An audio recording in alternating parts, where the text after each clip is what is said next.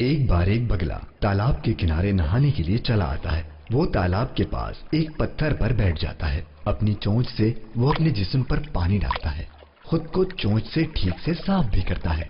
تالاب کے پانی میں ایک ڈبکی لگا کر پورا صاف ستھرا ہو کر باہر آ کر بیٹھ جاتا ہے۔ اسی تالاب کے قریب ایک درخت پر ایک کوا رہتا تھا۔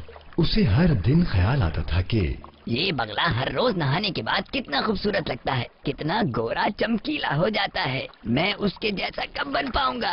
میری تو چونچ بھی کالی، پنکھ بھی کالے، اور تو اور میرے پنجے بھی کالے۔ میں تو بس ایسا ہی ہوں، کالا کا کالا۔ مجھے تو بس بگلے جیسا بننا ہے۔ کوا سوچنے لگتا ہے کہ وہ بگلے جیسا بنے تو کیسے بنے۔ اسے یاد آتا ہے کپڑے دھونے کے لیے ایک دھوبی اسی تالاب پر آتا ہے اور وہ میلے کچیلے اور کالے کپڑوں پر صابن لگا کر خوب رگڑتا ہے اور وہ صاف ہو جاتے ہیں۔ تو کوا بھی ایک ترکیب سوچتا ہے۔ وہ صابن کی ایک ٹکیا لے آتا ہے اور صابن کی ٹکیا لے کر تالاب میں چلا جاتا ہے اور صابن کو اپنے جسم پر زور زور سے رگڑنے لگتا ہے۔ صابن رگڑنے کی وجہ سے جھاگ تو بنتی ہے، مگر کوا کالا کا کالا رہتا ہے۔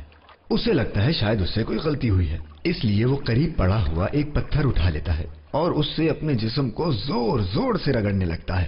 ایک بار صابن لگاتا ہے اور ایک بار پتھر سے رگڑتا ہے۔